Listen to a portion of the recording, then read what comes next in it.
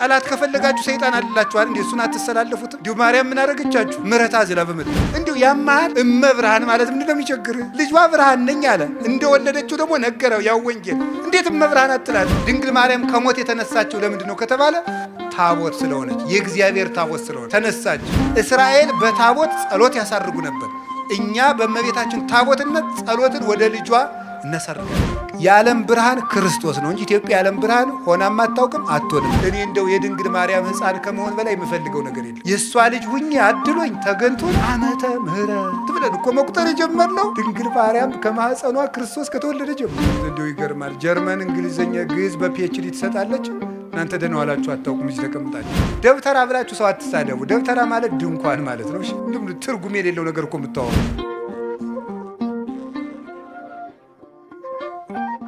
ዮሐንስ 8:12 ላይ እኔ የዓለም ብርሃን ነኝ አለ። እሱ የዓለም ብርሃን ከሆነ ልጇ እመብርሃን የምትባል ምንድን ነው? በዚያውም የዓለም ብርሃን ኢትዮጵያ ናት የምትሉ ሰዎች አርፋችሁ ተቀምጡ። ኢትዮጵያ የዓለም ብርሃን የሚባል የጅል ስብስብ ነው። የምሬን ነው። የዓለም ብርሃን ክርስቶስ ነው እንጂ ኢትዮጵያ የዓለም ብርሃን ሆናም አታውቅም አትሆንም። የዓለም ብርሃን ማን ነው? ክርስቶስ። ኢትዮጵያ የዓለም ብርሃን አይደለችም። ማን ያላችሁ እንደዚህ? ከቤተ ክርስቲያን ሰውን ለማጥፋት የሚዘየድ ስብስብ ነው። ብር ካጣችሁ ነግዱ። እኔ እውነቴን ነግዱ፣ ስሩ። እንዴ እውነቴን ነው። የኢትዮጵያ ሰው ብር መናቅ ይወዳል፣ ስራ መናቅ ይወዳል። ብር ደግሞ ለ2 ሺህ ብር ይላል። ወይ ጥጋ እንዴው እናንተ እንዴ! አንዳንዱ ደግሞ ኩራት ራት ነው ይላል። እንዴው ከመጨለት ወዲህ ነው ራቱ ነው የሚያውቁ ኩራት። እንዴው እስቲ ቅመሰው እንዴው እየኮራ 3 ቀንጠኛና እንዴው ሲለበልብ ታገኘዋል።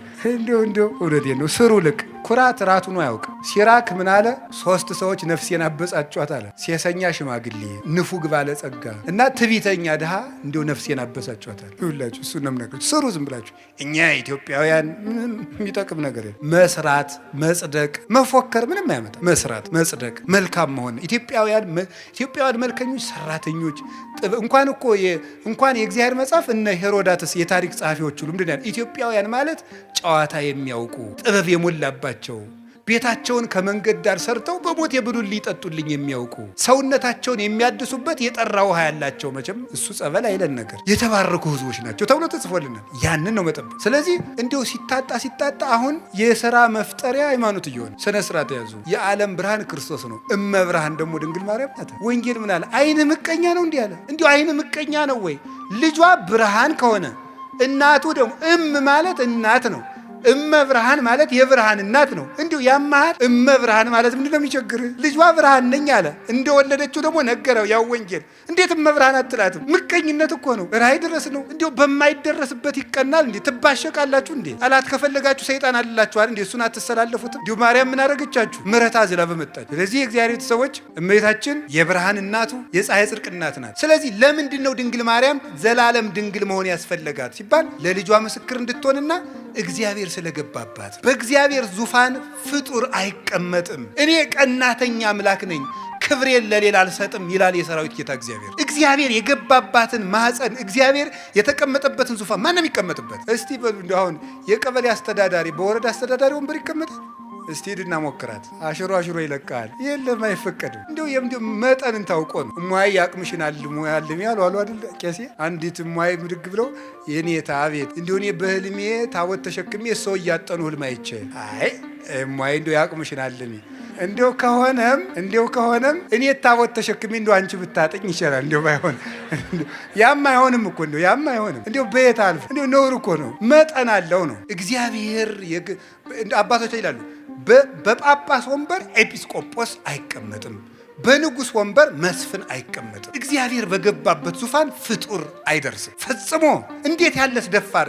ሄሮድ ዮሴፍ ራ ያደረገው ጻድቅ ነው አይደል ያለው። በዚያውስ ላይ ሐዋርያት እንኳን ክርስቶስን ከተከተሉ በኋላ ወደ ሚስት አልተመለሱ። እንደው ጴጥሮስ ሚስት ነበረው ይባላል። ጭራሽ እሷ አምላክን ወልዳ መልሳ ወደ ትዳር ተመለሰች ይባላል። ከቅዱስ ጴጥሮስ አንሳ ፈጽሞ ነው ያላደለ ነገር። የእግዚአብሔር ዙፋን ነው፣ ድፍረት ነው። የምንንቀው እግዚአብሔርን ነው። ማርያምን እመቤታችንን አይደለም የምንንቀው፣ እግዚአብሔርን መዳፈር ነው።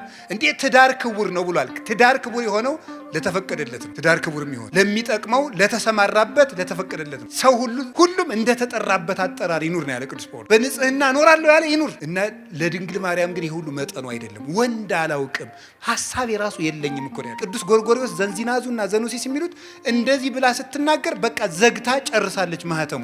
ፈጽሞ ሀሳብ ራሱ ብልጭታ የሚባለው ራሱ መጥቶባት አያውቅም ስላለ የምታስበው እግዚአብሔርን ብቻ ነው። እንዲህ ያለች ነው የስርየት መክደኛ ያሰኛት ይሄ አማናዊት ታቦት እመቤታችን ቅድስት ድንግል ማርያም። ይሄ ታቦት ምን ያርፍበት ነበር? ብርሃን ያረፈባት ታቦት እመቤታችን። የእግዚአብሔር መንፈስ ባንቺ ላይ ይመጣል፣ የልዑል ኃይልም ይጋርድሻል። ሀብተ መንፈስ ቅዱስ የጋረዳት መንፈስ ቅዱስ በሀብተ መንፈስ ቅዱስ የተጋረደች ቅዱስ ቄርሎስ ሲናገር መንበሩን በእሳት ያጠረ እንዳንተ ማን ነው ይላል። መንበር እናቱ ናት። በእሳት መታጠሯ መንፈስ ቅዱስ ይጋርድሻል መባሏን የታጠረች መንበር ናት። ያችን እሳት ደፍሮ እንኳን እመቤታችንን እኮ የሰማዩን ዙፋን እንኳን እናቱ አይደለም እኮ ያ ዙፋን ያንን እኮ ኪሩቤል ፊታቸውን ሸፍነው ነው ማየት አይቻልንም ብለ ማርያም እመቤታችን እንኳን ሊዳስሳት ሰው በስጋዊ ፈቃድ ሊቀርብ ይቅርና የሰማዩን እንኳን ማየት አልተቻላቸው። እቺ ደግሞ እናቱ ናት። ስለዚህ እመቤታችን ቅድስት ድንግል ማርያም የእግዚአብሔር ዙፋን ናት። ደመና መንፈስ ቅዱስ የጋረዳት ናት። መስዋዕት ያርግ ነበር በታቦቱ።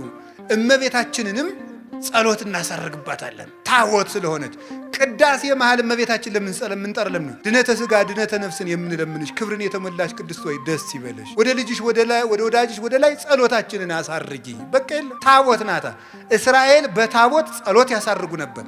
እኛ በእመቤታችን ታቦትነት ጸሎትን ወደ ልጇ እናሳርጋለን። ሰዎች ግን የሚመስላቸው ድንግል ማርያም አማላጅ ናት ሲባል የለም ክርስቶስ አርብ በደሙ ስላስታረቀን የእሱን አማላጅነት ትጋራለች ይመስላቸዋል። እንደዚህ አይደለም። የእመቤታችን ምልጃ ወደ ክርስቶስ የርቅ ስራ የሚያደርስ ነው እንጂ የክርስቶስን ደም ተካክሎ ወይም እኩል ሆኖ ወይም ተደምሮ ወይም ተባብሮ እኩል ያድናል ማለት አይደለም። ሰውን ሁሉ እየሳባችሁ ወደ እኔ አምጡት ብሎ ሐዋርያትን የላከ አምላክ እናቱንም የምሕረት ገመድ አድርጎ እሱ በደሙ ወደ ሰጠን ይቅርታ እንድንደርስ ጫፏን ይዘን ወደ እሱ የምንሄድባት የምሕረት ሀብል ናት እመቤታችን። ለዚህ ነው የሰጠን። እሷን ይዘን ወደ እሱ እንድንቀርብ ምን ብሎን ነበር? ዮሐንስ 12 ላይ እኔ ከላይ ሄድና ስባችኋለሁ አለን። እናቱን ገመድ አድርጎ እየጎተተ ይወስደናል፣ ይስበናል በእናቱ ፍቅር። እኔ ከፍ ብዬ እናንተን እስባለሁ ብሎናል። እግዚአብሔር ዓለሙን ሁሉ ወደ ራሱ የሚስብብሽ የምህረት ገመድ ሆይ አለ። እግዚአብሔር ዓለምን ለመሳብ የላካት ገመድ ናት። ልጇማ በደሙ ያጠበን ያነጻን ቅዱስ አካላዊ ቃል። ስለዚህ እመቤታችን ምዕራገ ጸሎታችን ናት። ታቦቱ እንደሚያሳርግ ያ ጸሎት ያ ታቦት የመንገድ መሪ ነበር ብያቸዋል። ታቦቱ ሲነሳ ይነሳል። እመቤታችን የክርስትና ምልክቱና መንገድ ትመራለች። ድንግል ማርያም ልጅ ለሚያሳድጉት ምልክት ናት። ተርባ ተጠምታ ልጅ በማሳደግ እናቶች ልጅ እንዴት እንደሚያሳድጉ አሳይታለች። የመናንያን ምልክት ናት። በዓት የምታጸና 12 ዓመት ከበዓት የኖረች አንደበቷ ክፉ የማይወጣው ማርያም ግን ይህን ሁሉ በልቧ ተጠብቀው ነበር ተብላል። የባይታውያን ደግሞ ባይታዊት ርግብ የባይታውያንና የመነኮሳት ምልክት በበረሃ በመኖር የሰማይታት ምልክት በመሰደድ የመንገዳቸው መሪ የተባለች ታቦቷ እስራኤል ከግብፅ መውጣታቸው ክርስቶስ እኛን ከርግማን ማውጣቱ ነው። 40 ዓመት የሚጓዙት ጉዞ ደግሞ ጌታችን ኢየሱስ ክርስቶስ ርግማንን ከደመሰሰልን በኋላ እኛ በዚህ ዓለም የምንኖረው ኑሮ ነው። የክርስትና ጉዞ ነው። የበረሃው ጉዞ። በበረሃው ጉዞ ውስጥ ያለችው ታቦተ ጽዮን በዚህ ዓለም ወደ ክርስቶስ መንግስት በምናደርገው ጉዞ መንገዳችን የምትመራ ምልክት እመቤታችን ናት። ምልክትነቷ አንደኛ በሕይወቷ በማስተማር ምሕረትን ከማርያም ይማሯል፣ ትዕግስትን ከማርያም ይማሯል። እያንዳንዱ እንዳላብራራላችሁ ይመሽበናል። ጸሎትን ከሷ ይማሯል፣ ደስታን ከሷ ይማሯል፣ ድህነትን ከሷ እንማራለን። ድህነትን ማለት ድሃውን ማታማርር ራሷን ድሃ ያደረገች ትሕትናት የተመላች። ስለዚህ ትምህርት ናት ራሷ እመቤታችን፣ ራሷ ወንጌል ናት። ስለዚህ እመቤታችን የመንገዳችን መሪ ናት። እየጸለየች ምልክቱና እጃችን ይዛ ይኸውላችሁ። እኔ እንደውም ይታየኛል እንደው አንዳንድ ጊዜ ሳስባት እመቤታችንን እና ልጅን የምትመራው ማናት? እናቶች ትንሽ ልጅ አስከትለው ሰፈር ሲሄዱ አይታችኋል? እንዴት አድርገው ነው የሚሄዱ? እጁን ይዘው ድንኩል እያደረጉ ይዘው ትሄዳል። እና ዮሐንስ 19 ቁጥር 26 ላይ ምን ትሆናችሁ ነው ያለን ጌታ? እናት እነኋት ነው ያለ። እናት እነኋት ስላለ ምሪያቸው ማለቱ ነው። በእውነት እጃቸውን ይዘሽ ምሪያቸው። እኔ እንደው የድንግል ማርያም ሕፃን ከመሆን በላይ የምፈልገው ነገር የለም። የእሷ ልጅ ሁኜ አድሎኝ ተገንቶ ነው። እነዚያ መለኮትን ዳሰው አቅፈው አጥብተው ያሳደጉ እነዚያ እጆች የሚያበሩ እጆቿ አዋን አግኝቼ እጄን ይዘው ጎትተውኝ ነው። እግዚአብሔር የሰጠን እድል ነው እኮ እንደውም የድንግል ማርያም ልጅ መሆን። የእሱም ትሕትናው ነው። የእኔ እናት ለእናንተ እናት ትሆናችሁ። ልጅ አልሆንም ይባላል። ነውር ነው በእውነቱ። የሽማግሌዎች ሽበት ለልጆች ዘውድ ነው ተብሎ እኮ ተጽፏል መጽሐፈ ምሳሌ ምዕራፍ 23 ላይ። የሽማግሌዎች ሽበት ለልጆች ዘውድ ነው። አባትነት እናትነት ክብር እኮ ነው። የድንግል ማርያም እናትነት ደግሞ ልዩ ነው እና ድንግል ማርያም የመንገዳችን መሪ ናት። ጠፍተን እንዳንቀር ምልክቱ ናት። እምራን እመቤታችን የመንገድ መሪ። ከዛስ ምናቸው ናት? ያቺ ታቦት አሻጋሪያቸው ናት። ዮርዳኖስን እንዲሻገሩ። ዮርዳኖስ የጥምቀት ምሳሌ ነው። በልጇ ጥምቀት እንድናገኝ ከብሉይ ወደ ሐዲስ እንድንሸጋገር ብሉይ ሲያልቅ ሐዲስ ሲጀመር የመካከለኛዋ እናት እሷ ነው። የዘመን መጨረሻ የዘመን መጀመሪያ ዓመተ ምሕረት። እንደው እግዚአብሔር እኛስ የማታ ዓመት አድርገነዋል። የምሕረት ያርግልን መድኃኒዓለም። እንደው እኔ የሚገርመኝ ሰው የደበደበው ሰውዬ ሁሉ ዓመተ ምሕረት ብሎ ደብዳቤው ሲጽፍ ነው ዓመተ ምሕረት ይላል። ሚስቱ ጋር ተጣልቶ ነው ዓመተ ምሕረት የሚለው። እሷ ሚስት ጋር ታረቅ አላረገውም እያለ ዓመተ ምሕረት ብሎ ይጽፋል። እንደው ሰው እኮ የሚያረገው ነው ያውቀው። የምሕረት ዓመት ውስጡን አንተ ምሕረት አታረግም አትታረቅም። እስቲ ዓመተ ምሕረት በሉ እና ታረቋ። የምሕረት ዓመት ውስጥ እንዴት የፍዳ ዓመት ታረጉታላችሁ? መታረቅ አለብን። ዓመተ ምሕረት ብለን እኮ መቁጠር የጀመርነው ድንግል ማርያም ከማህፀኗ ክርስቶስ ከተወለደ ጀምሮ ምሕረት መቁጠር ያስጀመረችን ናት እመቤታችን።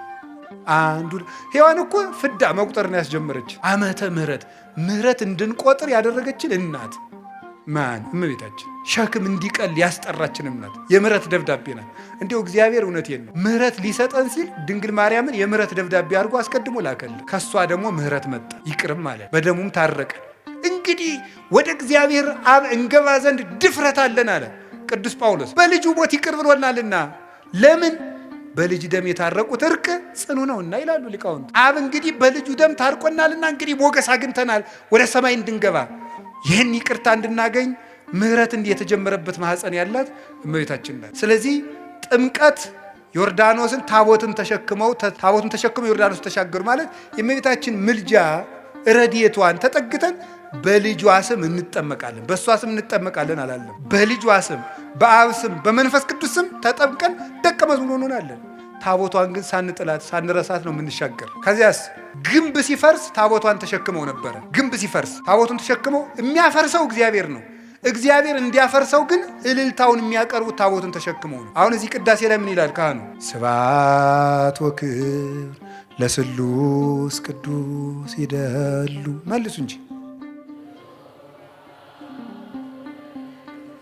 እንደዚህ እያደረገ ቤተ ክርስቲያኑን ምን ይለዋል? ይዞረዋል አይዞረውም?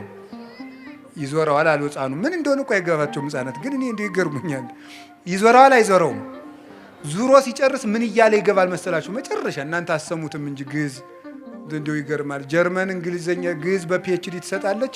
እናንተ ደህና ዋላችሁ አታውቁም እዚህ ተቀምጣችሁ። እና ዙሮ ሲጨርስ እንደዚህ አጥሞ ዙሮ ሲገባ ምናል እግዚአብሔር አምላኬ በከማና አልከ ጥቅማ ለኢያሪኮ በሄደ ኢያሱ ገብርከ ወልደ ነዌ ከማዋንል ጥቅማ ኃጢአቴ ወኃጢአቶሙ ለኩሎሙ ሕዝብከ ይላል። አቤቱ ፈጣሪ እግዚአብሔር ሆይ በባሪያህ በኢያሱ እጅ የኢያሪኮን ግንብ እንዳፈረስክ በእኔ በባሪያህ እጅ የሕዝብህን የኃጢአት ግንብ አፍርስ ይላል። አጥኖ ሲገባ ነው። እዚያ መቅደሱ ሲገባና ተፈሥሒ ማርያም ምልዕተ ጸጋ ታቦቱን ተሸክመው አይደል ግንቡን የዞሩት።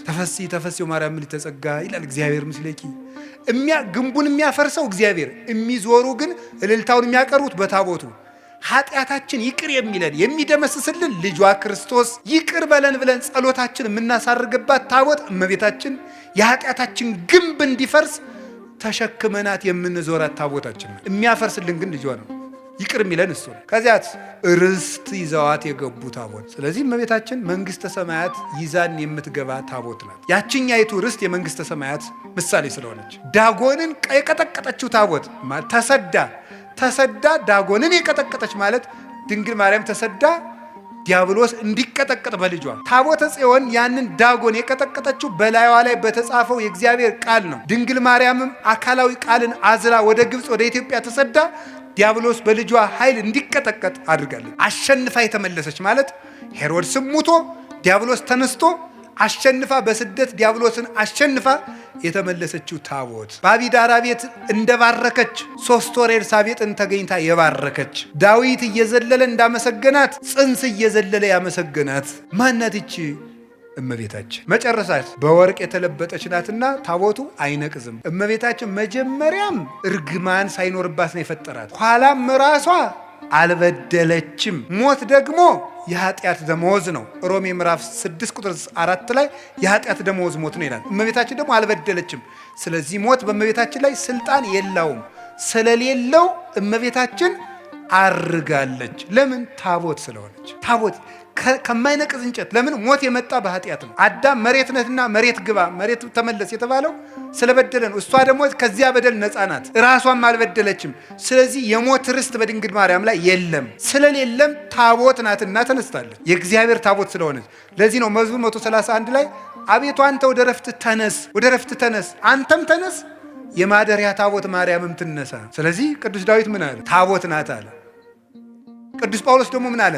ሊቀ ካህናት ክርስቶስ የገባባት ደብተራ ድንኳን ናት አለ። ዕብራውያን ምዕራፍ 9 ቁጥር 12 ላይ ክርስቶስ ግን ሊቀ ካህናት ሆኖ ሲመጣ የሰው እጅ ወዳልሰራት መቅደስ ገባ ይላል። ሊቀ ካህናት ሆኖ ሲመጣ ደብተራ፣ የሰው እጅ ወዳልሰራት፣ ደብተራ ማለት ድንኳን ነው። ደብተራ ብላችሁ ሰው አትሳደቡ። ደብተራ ማለት ድንኳን ማለት ነው። እንዲሁም ትርጉም የሌለው ነገር እኮ የምታወሩት። ደብተራ ማለት ድንኳን ማለት ነው። ምን እያላችሁ ነው? ግዕዝ እኮ ነው፣ የማታውቁት ልም ታወራላችሁ። ደብተራ ድንኳን ማለት ድንኳን ድንኳን ደግሞ የኦሪቲቱ ቤተ መቅደስ ናት ደብተራ የተባለች። ከዚያም እመቤታችን ናት። የሰው እጅ ወዳልሰራት መቅደስ ገባ አለ። ልብ ብላችሁ ስሙ። በብሉይ ኪዳን መቅደሱ ይፈርሳል። ለምን? የሚሞት ሊቀ ካህናት የሚያገለግልበት መቅደስ ስለሆነ። ክርስቶስ ግን ዘላለማዊ ሊቀ ካህናት ነው። ሞት በሱ ላይ ስልጣን የለውም። እነሱን ሞት ይሽራቸዋል። ዕብራውያን 7:25 እስከ 27 እነሱን ሞት ይሽራቸዋል። እሱን ግን ሞት አይሽረውም። ክህነቱም የዘላለም ነው።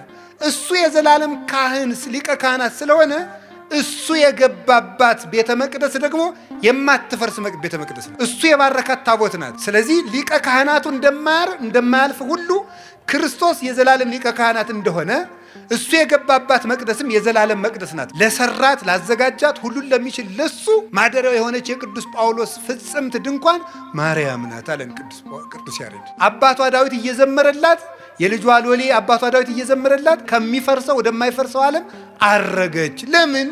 ፍጽምት ድንኳን ስለሆነች፣ እማትፈርስ መቅደስ ስለሆነች፣ እማትነቅዝ ታቦት እንጨት ስለሆነች፣ በወርቅ የተለበጠች ስለሆነች ያቺ ታቦት ታየች። ቅዱስ ዮሐንስ ወንጌላዊ በራእይ የእግዚአብሔር ታቦትን አየዋት ያለን ታቦት እቺ ነበረች። ድንግል ማርያም ከሞት የተነሳችው ለምንድን ነው ከተባለ ታቦት ስለሆነች፣ የእግዚአብሔር ታቦት ስለሆነች ተነሳች። ያችኛይቱ ታቦት ትማረካለች፣ እንዲህ ትላለች። ለምን? የሚሞት ሊቀ ካህናት የሚያገለግልባት መቅደሱ ይፈርሳል። የሚሞት ሊቀ ካህናት ይችሳ እግዚአብሔር ብቻ ለገባባት መቅደስ አንክሮ ይገባል ይላል ኤራቅሊስ ሃይማኖተ አበው ምዕራፍ 49 ላይ ሲናገር እግዚአብሔር ብቻ ላገለገለባት መቅደስ አንክሮ ይገባል። እግዚአብሔር ብቻ የገባባት መቅደስ ድንግል ማርያም ናት። ወደ እሷ ገባ፣ አገለገለባት። እሱ ብቻ የገባባት ናት፣ ሌላ አይገባባትም። ሞትም ሊደፍራት አይችልም። ስለዚህ የሰው ልጅ መሆኗ እንዲታወቅ የልጇን አዳኝነት ቤዛነት መከተል ስላለባት እሷም ነፍሷ ከስጋዋ ተለይቶ ሞትን ቀምሳለች፣ ግን ተነስታለች። ስጋዋን የማፍረስ ስልጣን ከማይነቅዝ እንጨት የተቀረጸውን ታቦት ነቀዝ የመብላት ስልጣን እንደማያገኝ ወርቁ እንደሚከለክለው ሁሉ እግዚአብሔር መጀመሪያ እርግማ እንዳይኖርባት ስለጠበቃት ንጽሕናም ስላለ ሞት የእሷን ስጋ መድፈር አይችልም፣ አፈር ሊበላው አይችልም። ስለዚህም ተነሳች። ተነስታም ዮሐንስ ወንጌላዊ ታቦት ስለሆነች አየኋት አለ። አይ ታቦት ናት ያችማ ስንል ደግሞ ያችን ታቦት ሰው ናት ብሎ ነቁጭ አለ። ራዕየ ዮሐንስ ምዕራፍ 12 ቁጥር 1 ላይ በሰማይ ታላቅ ምልክት ታየ። ፀሐይን የለበሰች ጨረቃ ከእግሯ ስር ያለች በራሷ ላይ ከዋክብት ያሉላት ሴት አየቻል። ዮሐንስ 11 ላይ ታቦት አየዋልና 12 ላይ ሴት አየዋል። ያችም ማናት? ፀሐይን የለበሰች ናት። እንግዲህ ያው ፀሐይ ማን ነው? ክርስቶስ። ክርስቶስን ስለለበሰች ደግሞ ሞት በሷ ላይ ስልጣን የለውም፣ ትንሣኤ ልቡናን ስለተነሰች። እንግዲህ የሁላችሁ እግዚአ አካላዊ ቃል ያደረባት ጸሎታችን የምታሳርግ ድንግልናዋ የሚያስተምር ብርሃን የሰፈረባት ደመና መንፈስ ቅዱስ የሚገባት መንገድን የምትመራን የምታሻግረን የኃጢአታችን ግንብ እንዲፈርስ የምታማልደን ርስት የምንወርስባት ሞት በሷ ላይ ስልጣን የሌለባት በክብር ያረገች እናት የእግዚአብሔር ታቦት ይሏችኋል። ማርያም ናት። ወስብሐት ለእግዚአብሔር። ይቆየን።